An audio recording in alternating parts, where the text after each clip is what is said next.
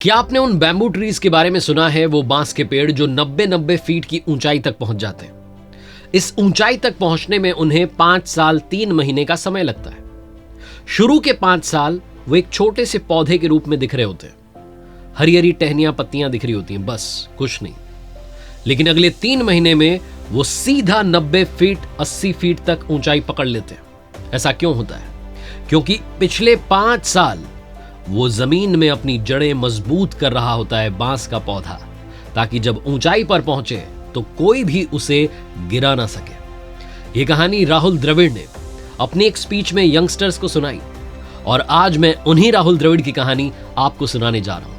नमस्ते दोस्तों, मेरा नाम है आरजे कार्तिक। आप देख रहे हैं लर्निंग सीरीज सीखोगे नहीं तो जीतोगे कैसे। और आज हम बात करेंगे भारतीय क्रिकेट टीम के नए कोच राहुल द्रविड़ से सीखने वाली वो 5 बड़ी बातें कौन सी हैं, एक एक करके आपको बताता हूं। सबसे पहले राहुल द्रविड़ के बारे में बात करते हैं। 11 जनवरी 1973 को इंदौर में पैदा हुए। बाद में इनकी फैमिली बेंगलुरु शिफ्ट हो गई। इनके फादर एक जैम बनाने वाली प्राइवेट कंपनी में जॉब करते थे। इनकी माता जी प्रोफेसर थी। राहुल द्रविड़ ने 1996 में अपने क्रिकेट करियर की, इंटरनेशनल करियर की शुरुआत की, जब इंग्लैंड में लॉर्ड्स में इंग्लैंड के खिलाफ उन्होंने अपना पहला टेस्ट मैच खेला। 16 साल के करियर में राहुल द्रविड़ ने टेस्ट में बात करें तो 13,288 रन बनाए, वनडे में 10,889 रन बनाए। राहुल द्रविड़ भारत के लिए दीवार की तरह हर मैच में खड़े रहे।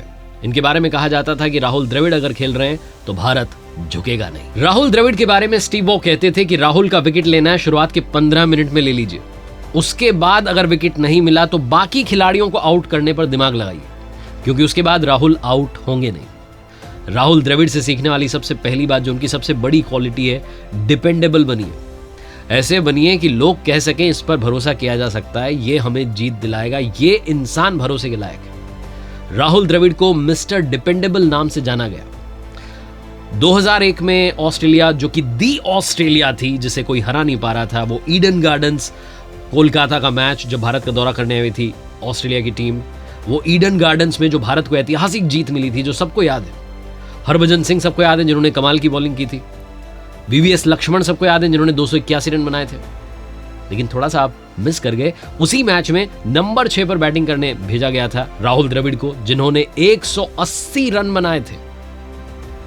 और राहुल द्रविड़ को 180 रन बहुत इंपॉर्टेंट थे, क्योंकि उन्होंने वीवीएस लक्ष्मण के साथ में पार्टनरशिप की थी। तभी जाकर के मैच का रुख जो था वो पलटा था और भारत ने वो मैच जीता था। ये बात सुनने में आसान लग रही होगी, बड़े खिलाड़ी हैं 180 रन बना दिए, बड़ी बात नहीं। बड़ी बात यह है कि उस मैच से एक दिन पहले तक राहुल द्रविड़ को हाई फीवर था। बुखार में होने के बावजूद वो खेलने के लिए उतरे। उन्होंने प्रैक्टिस भी नहीं की थी, लेकिन वो चाहते थे कि मैच खेलें और भारत को ये मैच जिताएं, क्योंकि ऑस्ट्रेलिया के सामने मुकाबला वो मिस नहीं करना चाहते थे। वो नहीं चाहते कि कहीं हार हो जाए और भारत को हार का सामना देखना पड़े। वो किसी भी सूरत में होने नहीं देना चाहते थे, इसीलिए उस मैच में उतरे राहुल द्रविड़। बुखार में होने के बावजूद कमाल की बैटिंग की, 180 रन बनाए। इसीलिए उन्हें कहा जाता है मिस्टर डिपेंडेबल, भरोसा किया जा सकता है, भरोसे लायक बनिए। 2016 का अंडर 19 वर्ल्ड कप का वार्म अप मैच था। उस वक्त टीम इंडिया के अंडर 19 जो टीम इंडिया थी, उसके कोच थे राहुल द्रविड़। भारत ने जो मैच था कनाडा के साथ, उस मैच में कनाडा को 372 रनों से हराया। इतने बड़े मार्जिन से हराया कि कनाडा के जो खिलाड़ी थे, जो लड़के थे अंडर 19 टीम के, उनका कॉन्फिडेंस टूट गया, आंखों में आंसू आ गए। वो हताश निराश अपने ड्रेसिंग रूम में बैठे हुए थे। उन्हें लग रहा था क्रिकेट हमारे लिए बना ही नहीं, हम कहां आ गए। तभी उनके ड्रेसिंग रूम का दरवाजा नॉक होता है, और जब दरवाजा नॉक किया जाता है तो दरवाजे पर खड़े होते हैं राहुल द्रविड़, टीम इंडिया के कोच, जो कि हारी हुई टीम के ड्रेसिंग रूम में जाते हैं और लड़कों को एनकरेज करते हैं कि भाई, हमारे वाले जो लड़के हैं ना, भारत वाले, उन्होंने बहुत ट्रेनिंग की है, आउटडोर्स में बहुत खेला है, हार्ड वर्क किया है, इसलिए आज तुम्हें 372 रन से हरा पाए। तुम भी बहुत मेहनत करो, बहुत हार्ड ट्रेनिंग करो, तुम भी एक दिन किसी ऐसी टीम को, बड़ी टीम को हरा पाओगे। मिराज पटेल, जो कि उस वक्त अंडर 19 कनाडा की टीम के वाइस कैप्टन थे, वो कहते हैं कि हमारे लिए ड्रीम कम ट्रू था। सामने वाली टीम के कोच आकर के हमें मोटिवेट कर रहे हैं, इससे बड़ी बात क्या हो सकती है। तो दूसरी सबसे बड़ी बात जो राहुल द्रविड़ सिखाते हैं, राहुल द्रविड़ से सीखिए विनम्रता क्या होती है। विनम्र बनिए, हम्बल बनिए। ह्यूमिलिटी जो दूसरी सबसे बड़ी सीखने वाली बात है राहुल द्रविड़ से। जैसे राहुल द्रविड़ अपनी इनिंग्स को बॉल बाय बॉल प्लान करके आगे बढ़ाते थे, जब वो बैटिंग कर रहे होते थे मालूम होता था कि इंडिया हारने वाला नहीं है, इंडिया झुकने वाला नहीं है। वैसे ही लाइफ में भी, क्योंकि आज की लाइफ बड़ी अनसर्टेन है, हेल्थ को लेकर के, लाइफ को लेकर के आपको लाइफ इंश्योरेंस खरीदना बड़ा जरूरी हो गया है, जिससे आप निश्चिंत हो सकें, आपकी फैमिली निश्चिंत हो सके। टर्म लाइफ इंश्योरेंस हमारे बाद हमारी लाइफ को प्रोटेक्ट करने में और फैमिली सिक्योर करने में हमारी मदद करता है। टर्म लाइफ इंश्योरेंस के बारे में बात करें तो सबसे सिंपल प्लेटफॉर्म है पॉलिसी बाजार, जहां आप 20 से ज्यादा इंश्योरर को खरीद और कंपेयर कर सकते हैं, जहां आपको लो प्रीमियम देना है with high some insured. 1 crore का प्लान आपको 490 रुपए पर मंथ के खर्चे पर ही मिल जाएगा। ऑनलाइन आपको डिस्काउंट भी मिल जाएगा 5.5% का। सबसे कमाल बात यह है कि 24/7 आपको क्लेम असिस्टेंस मिल जाएगी पॉलिसी बाजार से। इंश्योरर के पास जाने की जरूरत नहीं है। 80 सालों तक का कवरेज आपको मिलेगा।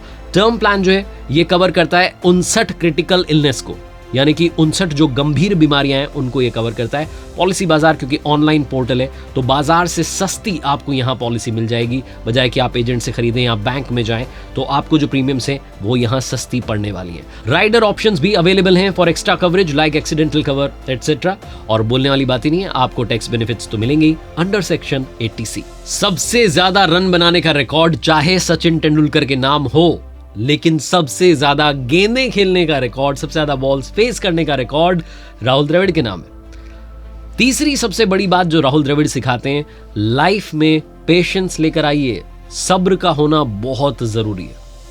वो कहते हैं ना, रोम एक दिन में नहीं बन गया, वैसे ही द वॉल भी एक दिन में तैयार नहीं हो गई, बरसों लग गए दीवार खड़ी होने में। राहुल द्रविड़, जिन्हें किसी जर्नलिस्ट ने द वॉल नाम से एक बार पुकारा, अखबार में हेडलाइन थी द वॉल। राहुल द्रविड़ कहते हैं कि शायद वो हेडलाइन इसलिए दी गई ताकि कभी अगर मैं आउट ऑफ फॉर्म हो जाऊं तो वो लिख सकें कि वॉल जो है अब ढह गई है, अब उसमें क्रैक्स आ गए हैं। राहुल द्रविड़, जिनको जब भी आप उनकी बैटिंग को अगर कभी दोबारा देखेंगे उन मैचेस को, तो आपको मालूम चलेगा कि बहुत ज्यादा सब्र के साथ में वो आगे बढ़ते थे। शोएब अख्तर ने भी कहा था कि मैं इतनी स्पीड में बॉल डालने के लिए आता था अग्रेशन के साथ में, राहुल द्रविड़ धीरे से टॉक कर देते थे। राहुल द्रविड़ सिखाते हैं कि जिंदगी में सब्र का होना बहुत ज्यादा जरूरी है, क्योंकि जैसा हम सुनते हैं वाकई में सब्र का फल मीठा होता है। और जैसा मैंने शुरू में बताया कि स्टीव वॉ ने कहा कि 15 मिनट में अगर राहुल द्रविड़ आउट नहीं हुए तो बाकियों के विकेट लेना शुरू कर दो, क्योंकि राहुल द्रविड़ अब आउट होगा नहीं। सक्सेस का सिर्फ एक ही शॉर्टकट होता है, वो होता है hard work. Hard work beats talent, ये आपने सुना होगा, और इसके परफेक्ट एग्जाम्पल हैं राहुल द्रविड़, जो इतने ज्यादा स्किलफुल बैट्समैन नहीं थे, उनकी अपनी शॉर्ट कमिंग्स थी, उनकी अपनी कमियां थी, लेकिन उन्होंने हार्ड वर्क किया और उन खामियों को, उन कमियों को दूर किया और अपने हार्ड वर्क से टीम इंडिया के सबसे चहेते खिलाड़ी बन गए।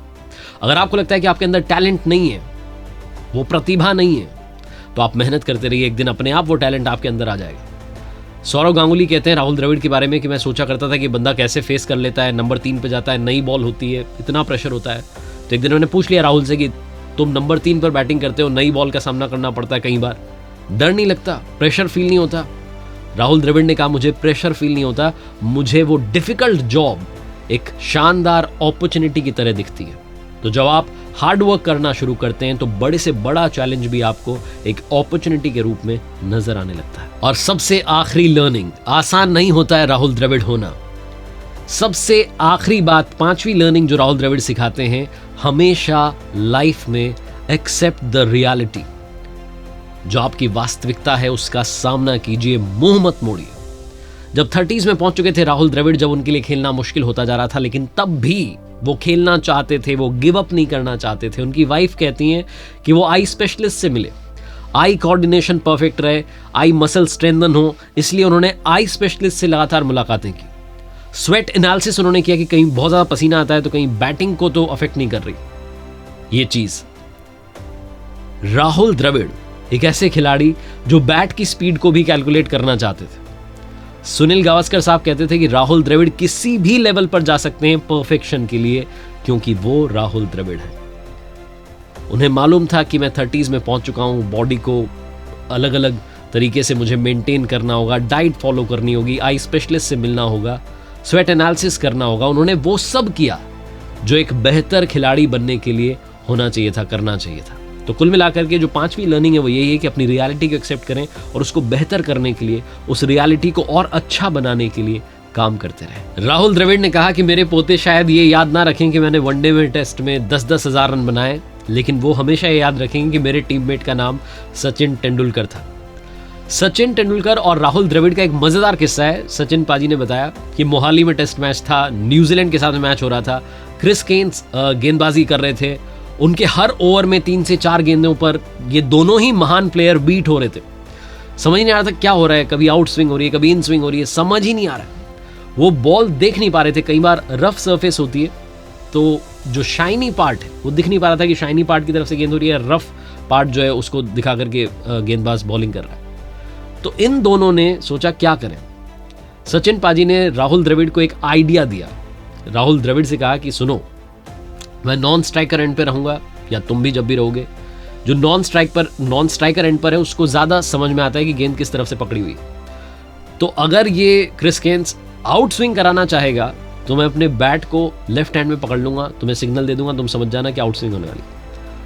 और अगर ये इन स्विंग कराने वाला होगा तो मैं राइट हैंड में बल्ला पकड़ लूंगा, तुम समझ जाना कि इन स्विंग होने वाली। तो जो पहले 2-4 गेंदें हर ओवर में मिस हो रही थी, उसके बाद में चौके लगने लगे, कवर ड्राइव लग रही है, कमाल पे कमाल हो रहा है। वो न्यूजीलैंड वाले समझ के पता नहीं क्या हो गया। फिर उन्हें जब समझ में आ गया कि ऐसा कुछ चल रहा है कि इस तरफ से सचिन हिंट दे रहे हैं, कभी राहुल इस तरफ से हिंट दे रहे हैं, तो क्रिस केन्स ने क्रॉस सीम बॉलिंग की और उसके बाद सचिन तेंदुलकर से पूछा कि बताओ इसके लिए क्या तुम्हारे पास में हिंट था। तो सचिन तेंदुलकर ने कहा कि मैंने राहुल द्रविड़ को पहले ही कह दिया था कि अगर मुझे समझ में नहीं आया कि आउट स्विंग है इन स्विंग तो मैं बैट को बीच में पकड़ लूंगा। तो ये मजेदार सा किस्सा है जो कि राहुल द्रविड़ और सचिन तेंदुलकर का है। तो सचिन पाजी, राहुल पाजी दोनों ही हमारे फेवरेट हैं। दोनों का ही क्रिकेट हमने बड़ा पसंद किया है। और आज के वीडियो में खास तौर पर जब राहुल द्रविड़ की बात चली है तो मैं आपको एक बार फिर से याद दिलाना चाहता हूँ वो सारी खूबियां जो राहुल द्रविड़ को बनाती हैं आप भी अपने अंदर लेकर के आएंगे तो आप भी कमाल के इंसान बन जाएंगे। एक बार फिर से वही बात जो अक्सर आपसे कहता हूं, कर दिखाओ कुछ ऐसा कि दुनिया करना चाहे आपके जैसा। याद रखिए, हर सोमवार सुबह 9:30 बजे मेरे साथ देखिए एक नई कहानी और हर शुक्रवार सुबह 9:30 बजे मेरे साथ देखिए लर्निंग सीरीज का एक नया वीडियो। और हाँ, अगर आप अपने लिए टर्म लाइफ इंश्योरेंस लेना चाहते हैं तो policybazaar.com पर जरूर जाइएगा।